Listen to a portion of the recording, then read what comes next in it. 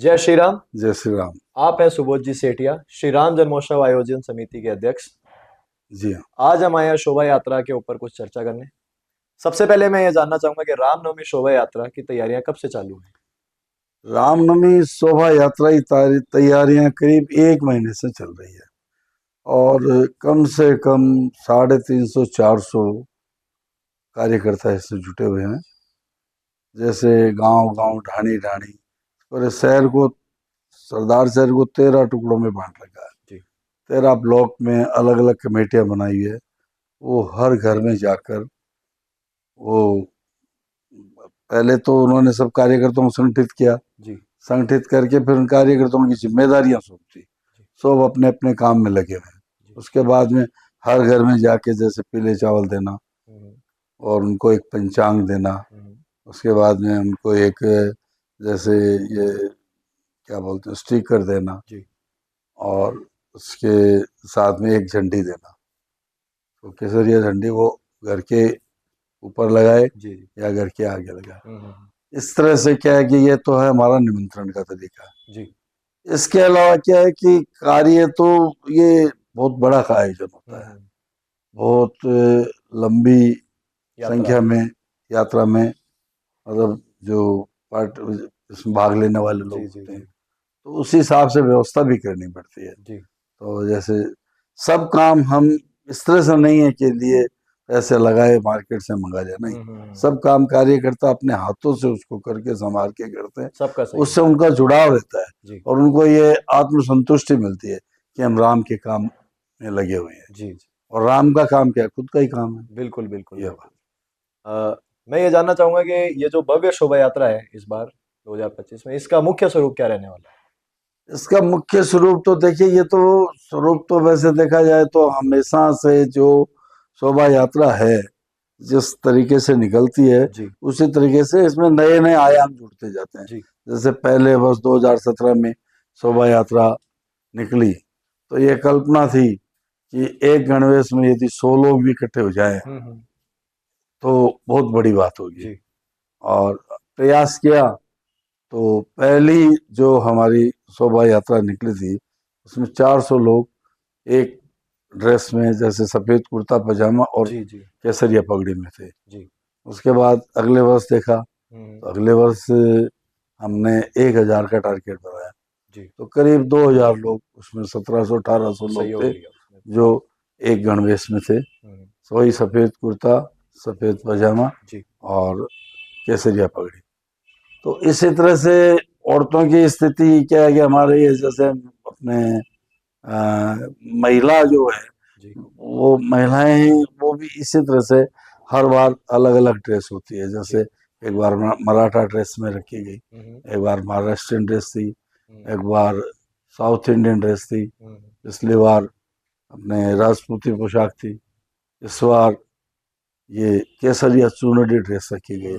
तो वो विंग वो 4 जो पोशाक है उसमें तो होगी ही होगी। इसके अलावा इस वर्ष में चुनरी और जोड़ दी गई है। हर वर्ष नई नई नई नई जुड़ाव होते जाते हैं। तो एक अलग उसको कार्यक्रम होता है या वो शोभा यात्रा होती है तो उसकी एक रंगारंग हो जाती है। जो यंग टीम है, जवान हैं, बच्चे हैं, उनके लिए कुर्ता पजामा तय किया है।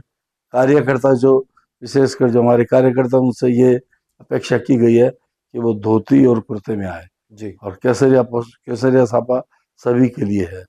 बिना मतलब केसरिया साफा या सफेद गणवेश के अलावा दूसरे लोग हैं वो उसमें शामिल ही नहीं होते, साइड में खड़े होकर देखते रहते हैं। बल्कि होता ये है कि पूरे शहर के लोग जो दर्शक होते हैं, जो कि हजारों की संख्या में होते हैं, वो भी अधिकांश इस गणवेश में ही होते हैं जी। सब इस यात्रा के अंदर, हाँ, इस यात्रा में इसी गणवेश में होते हैं, कुर्ता पजामा और वो साफा बांध के। तो ये एक इसकी विशेषता है। उसके बाद में जैसे नृत्य की जो है वो चल नृत्य की पिछली बार एक टीम थी, इस बार वो 7 टीम की कल्पना कर रहे हैं। 7 टीम इसमें शामिल होगी। तो वो जगह जगह पे वो ब्लॉक्स बने होंगे, वहाँ रुकेंगे, रुक के नृत्य करेंगे। तो इससे क्या है कि वो एक चलती शोभा यात्रा में इस तरह से नृत्य का होना एक सबको एकदम अपनी तरफ पुलकित आकर्षक करेगा, करता है। आनंदित करेगा, ये जी, बहुत जी। उनको अच्छा लगेगा ये जी, बात। जी। शोभा यात्रा की स्थिति है कि हर वर्ष ये मतलब आप देखिए कि प्रति वर्ष ऐसी संख्या, अब तो स्थिति है कि गांव से, आसपास के शहरों से, यहाँ तक कि दिल्ली, पंजाब, हरियाणा से भी लोग इसको देखने के लिए आते हैं। बिल्कुल, बिल्कुल। और खूब मतलब ये इसका इतना ज्यादा पूरे हिंदुस्तान में इतना इसका लोगों को प्रचार प्रसार प्रचार है। प्रसार हो चुका है कि हर कोई चाहता है कि हम जाएं और सरदार सर देखें। और इसका इससे सटीक उदाहरण इससे ज्यादा क्या होगा। पिछली बार माननीय मुख्यमंत्री मुख्यमंत्री। ममता बसंत लाल जी इस यात्रा को देखने के लिए आए और जी, उन्होंने पूरी यात्रा पे पुष्प वर्षा की। जी। इस यात्रा के स्वरूप के बारे में जाना। अब मैं ये जानना चाहूँगा कि इस शोभा यात्रा का कोई विशेष आकर्षण जो आप बताना चाहें? विशेष आकर्षण की जब बात करते हैं तो एक तो आपको मैंने बताया था कि ये रास्ते में नृत्य करते हुए बालिकाएं, एक ग्रुप ग्रुप बालिकाओं जी, का ग्रुप है, वो नृत्य करती है। जी, पिछली बार वो एक टीम थी, जी, अब की बार इसमें हमने 7 टीमें जोड़ी है। वो अलग स्थानों से वो डांस कर, वो अपने नृत्य करती जाएगी। जी, तो ये बहुत ही आकर्षक और बहुत सुहावना लगेगा। जी, चलते चलते ये नृत्य करते उड़ते चले और ये अपने आप में बहुत खूबसूरत जी और लगेगा, प्रभावशाली। प्रभावशाली रहेगा। जी, और ये बहुत पिछले बार हमने देखा कि जनता ने खूब पसंद किया इसको। जी, इसके साथ में एक और विशेष बात यह है, इस बार में हमने क्या है कि महाराष्ट्र के नासिक से जी।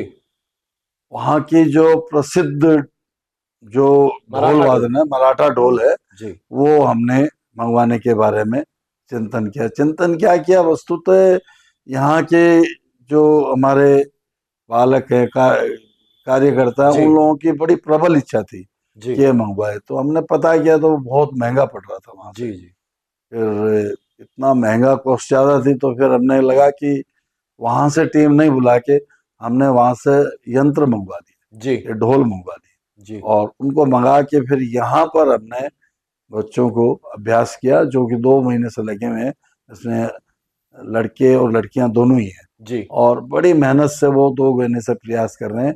तो हमें ये लग रहा है कि ये उसका नाम हमने यहाँ पर रघुनंदन ये वादन रखा है। जी। तो ये हमें लगता है कि ये अगर इस बार इसमें सबसे मुख्य अपनी शोभा आकर्षण रहेगा। यात्रा में खूब ज्यादा आकर्षित करने वाला होगा, जी, क्योंकि ये पूरे हिंदुस्तान में ही वहाँ का, महाराष्ट्र के ये ढोल वादन बहुत प्रसिद्ध है और एक अनूठा है। जी, और ये चीज जब उनको अपने इतने दूर एरिया में ये देखने को मिलेगा और सुनने को मिलेगा, तो ये एक विशेष आकर्षण ही होगा और जी। खूब ये आनंदित करेगा और सबको बहुत अच्छा लगेगा। मुझे लगता है कि ये इस शोभा यात्रा का मुख्य आकर्षण होगा और बहुत अच्छा होगा।